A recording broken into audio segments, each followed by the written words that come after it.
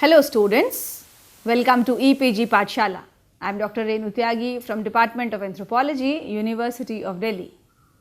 Today we are going to discuss the module titled Hydraulic Civilization from the paper Ecological Anthropology, Cultural and Biological Dimensions.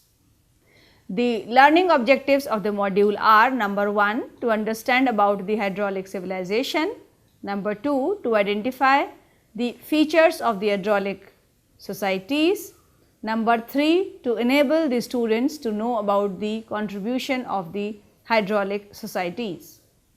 According to the Encyclopedia Britannica, it is the theory by Carl Wittfogel that hydraulic civilization means any culture having an agricultural system that is dependent upon large scale government managed waterworks, productive and protective.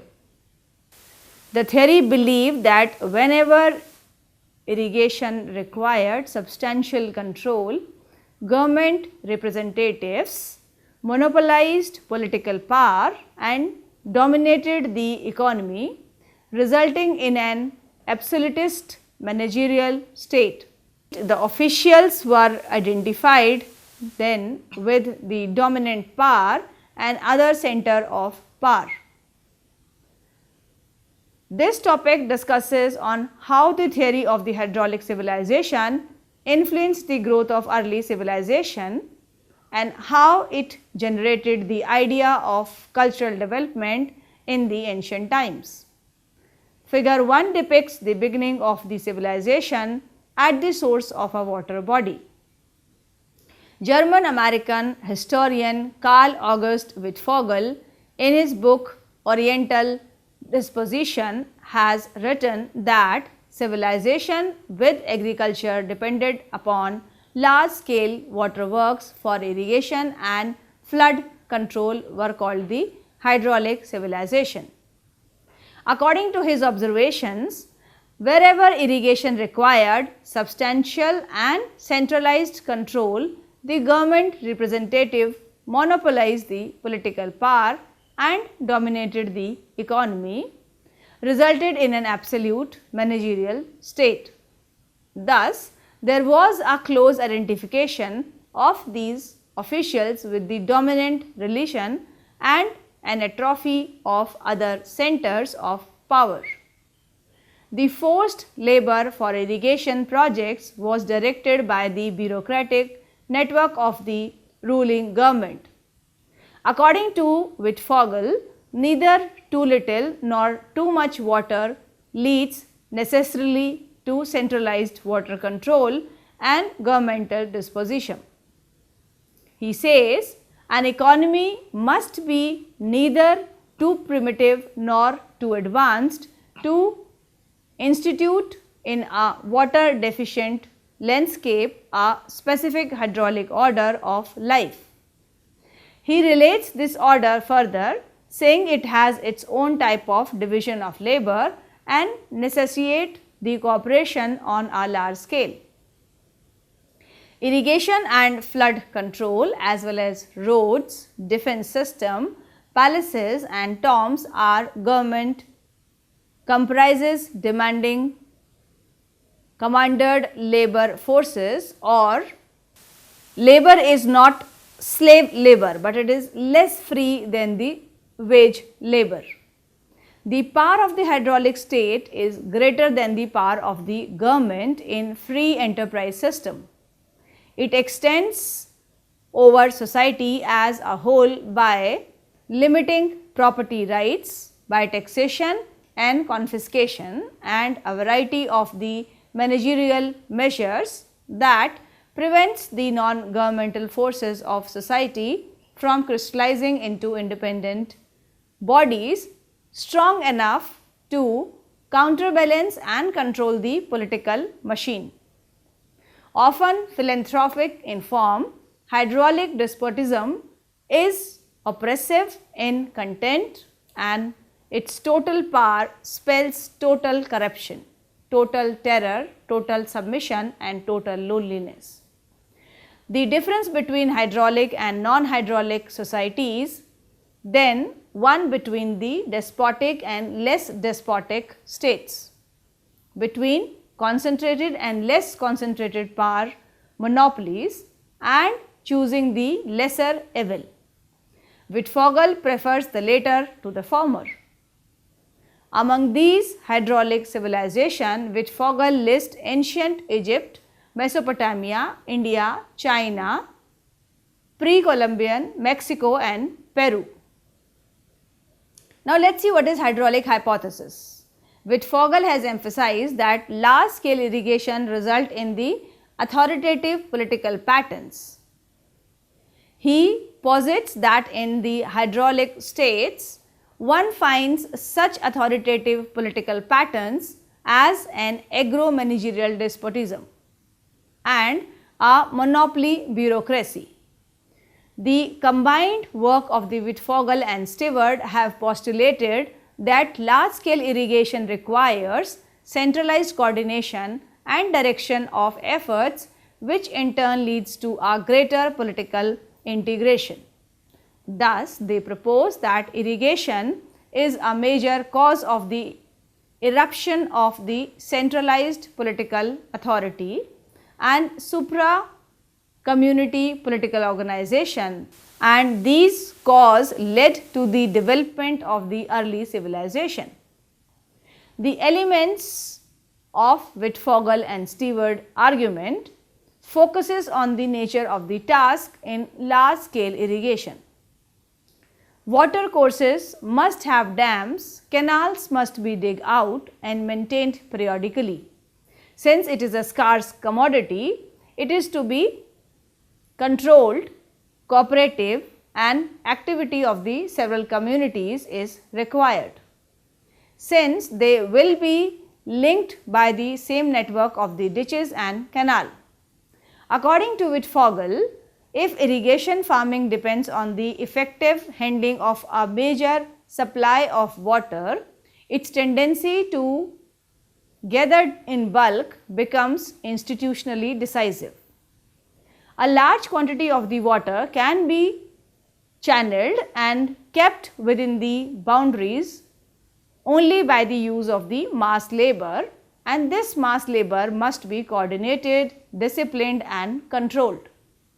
Thus, a number of farmers eager to conquer arid lowland and plains are forced to involve the organizational devices which, on the basis of a pre-machine technology, offer one chance of the success. They must work in cooperation with their fellows and subordinates themselves to a directing authority. The institution of the hydraulic society differs structurally and apparently with regard to the hydraulic and managerial density.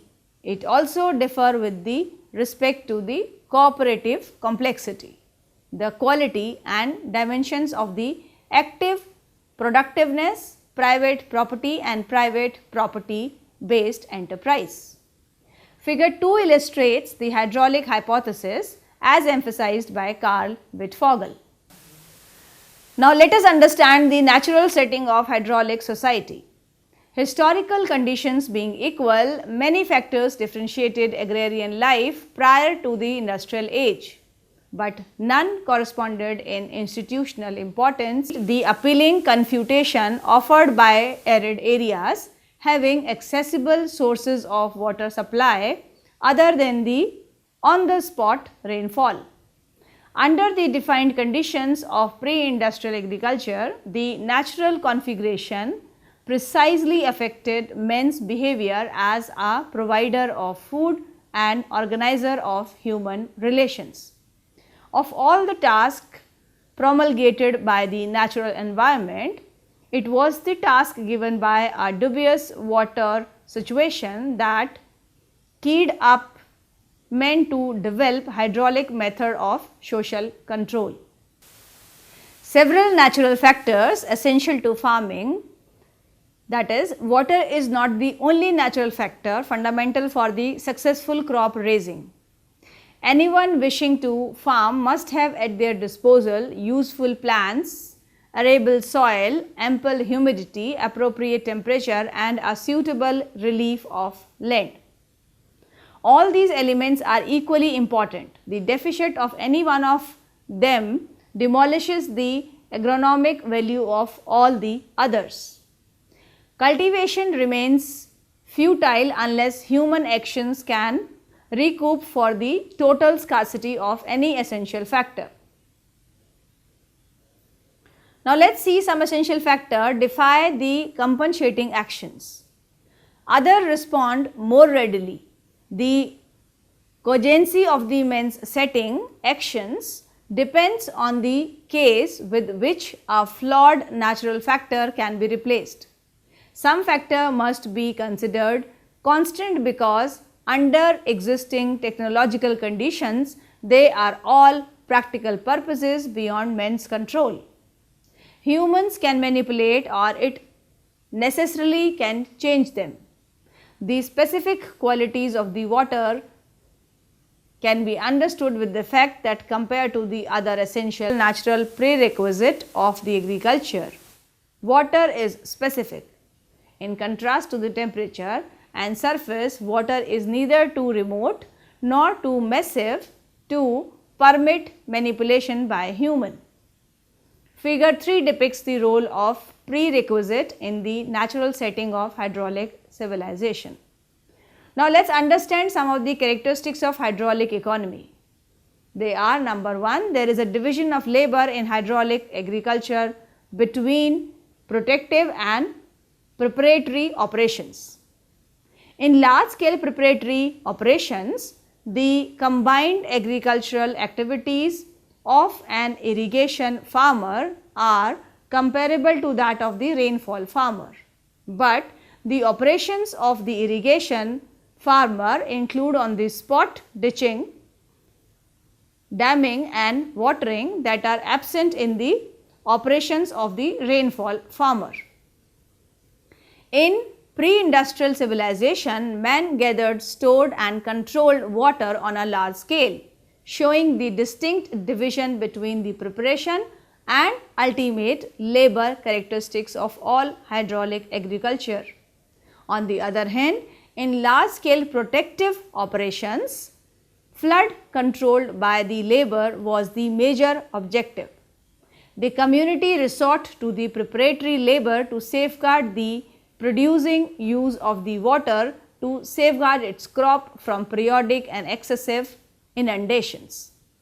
Next is cooperation. One of the important factor is cooperation in dimensions. When a hydraulic society covers only a single locality, all adult male members were to be assigned to one or few communal work team. The changing needs and instances modify the size of the mobilized workforce. In hydraulic culture, having several independent sources of water supply, the task of controlling the moisture is performed by varying number of separate work teams. Next is the integration. Orderly cooperation requires planned integration. Even in the simplest operations, it necessitates the substantial integrative action. In their more expensive diversities, they involve extensive and complex organizational planning. The next one is leadership. All teamwork requires a team leader, and the work of the large integrated teams require on-call leaders and disciplinaries as well as the overall organizers and planners. The next required is the political leadership. The collective management of the waterworks involves an organization web which covers either the whole or at least the dynamic core of the country's population.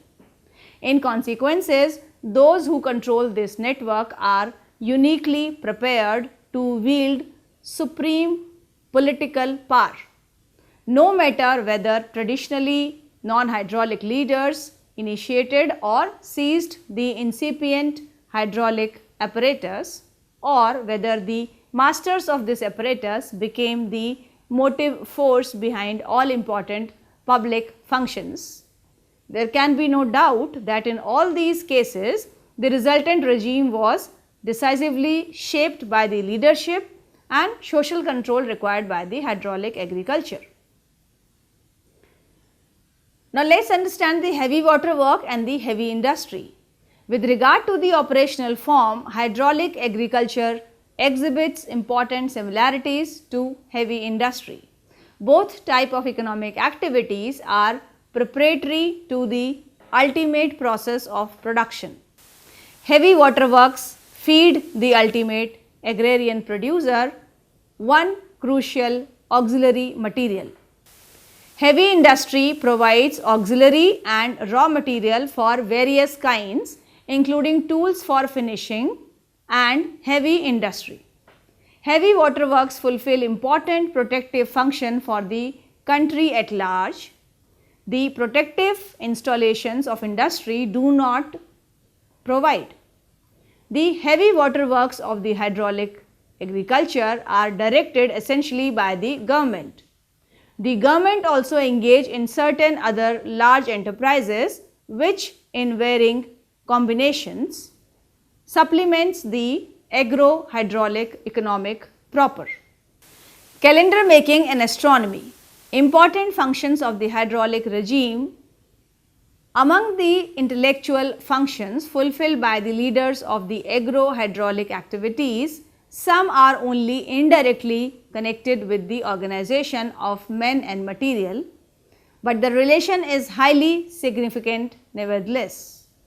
Timekeeping and calendar making are essential for the success of all hydraulic economies, and under special conditions, special operations of the measuring and calculating may be urgently needed.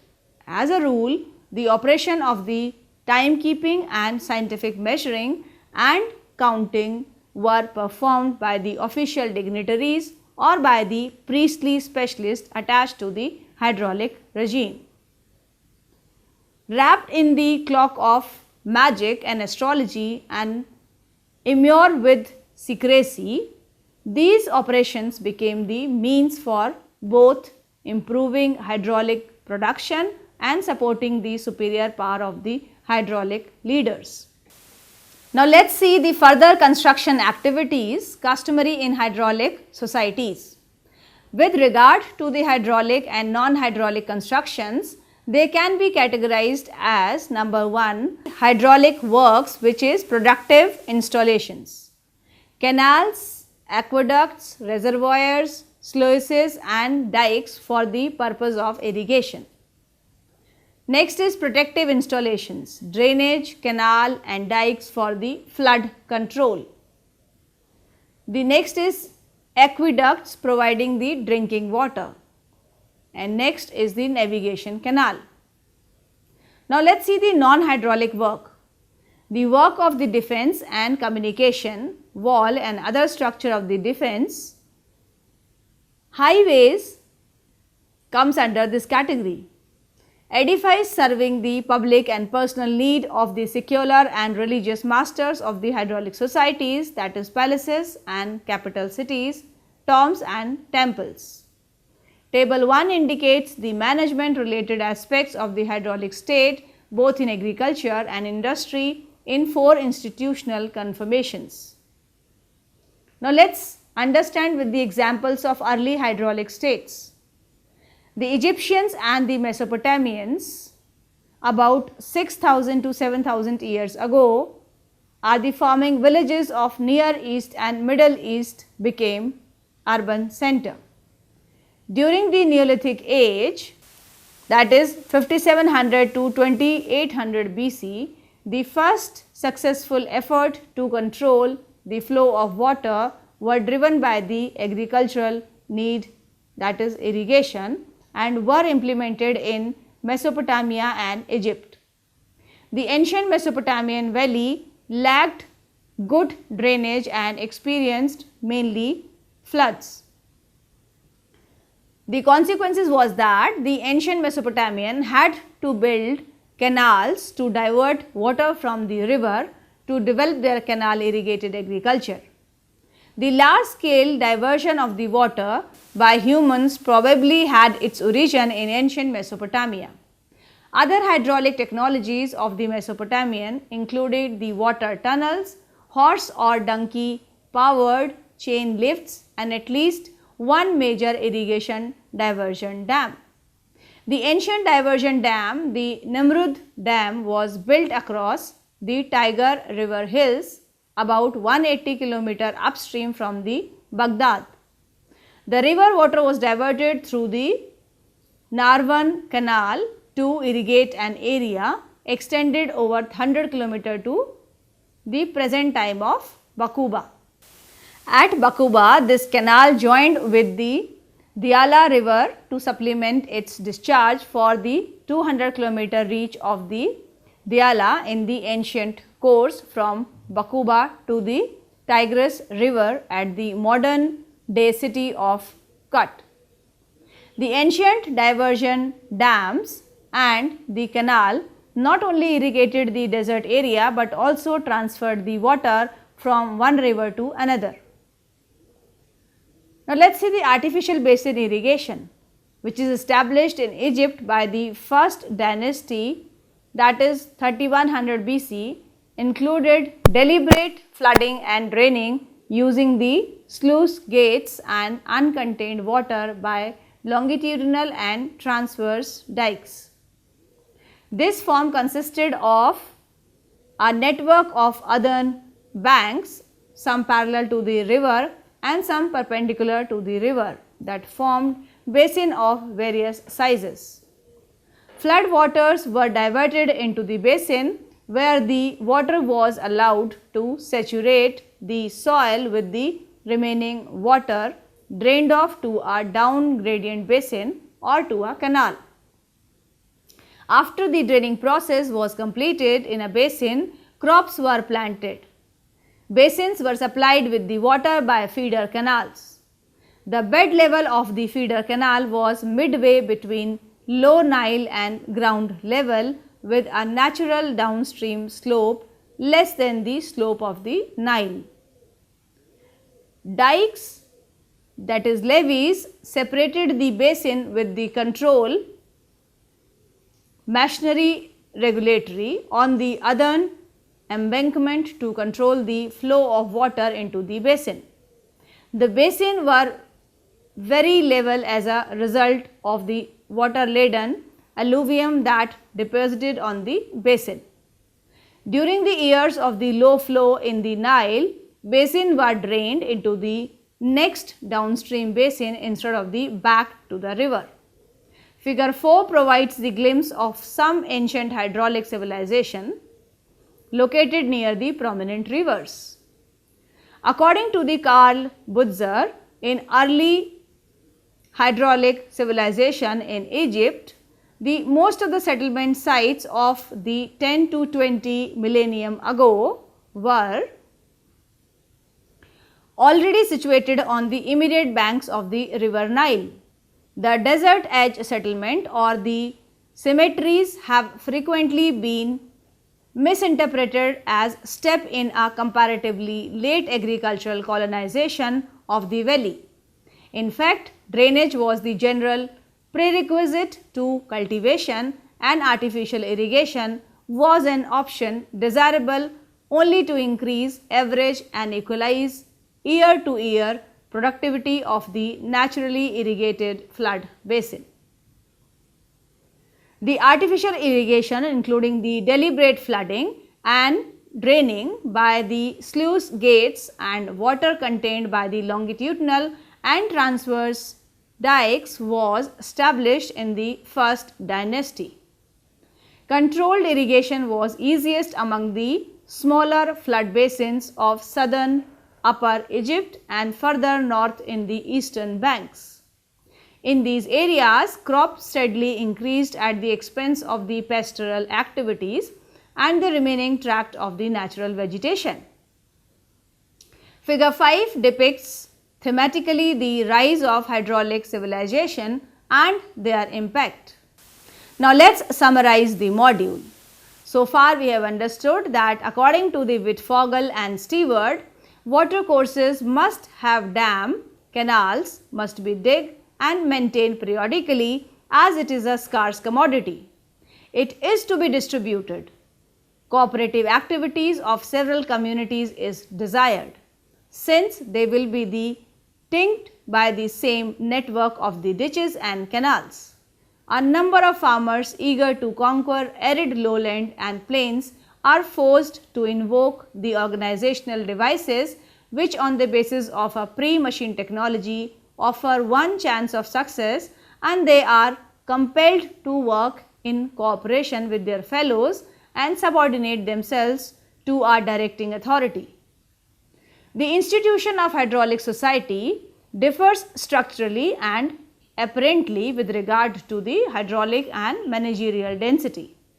It also differs with respect to corrective complexity, the quality and the dimension of the active, that is productive, private property and private property based enterprises. Many factors differentiated agrarian life prior to the industrial age, but none correspond in institutional importance. The Egyptian and the Mesopotamians are the examples of early hydraulic states. Water is not the only natural factor fundamental for the successful crop raising. Anyone wishing to farm must have at their disposal the useful plants, arable soil, ample humidity, appropriate temperature and a suitable land area. Therefore, all these elements are equally important. The deficiency of any one of them demolishes the agronomic value of all the others.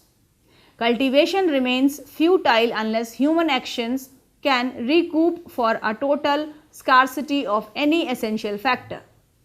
The characteristics of the hydraulic economy includes division of labor in hydraulic agriculture, which is further subdivided into protective and preparatory operations. Separated from the farming proper and comprises of the large scale preparatory operations and the large scale protective operations. Another important characteristics of the cooperation, and it includes, is dimensions, integration, leadership or political leadership. Thank you.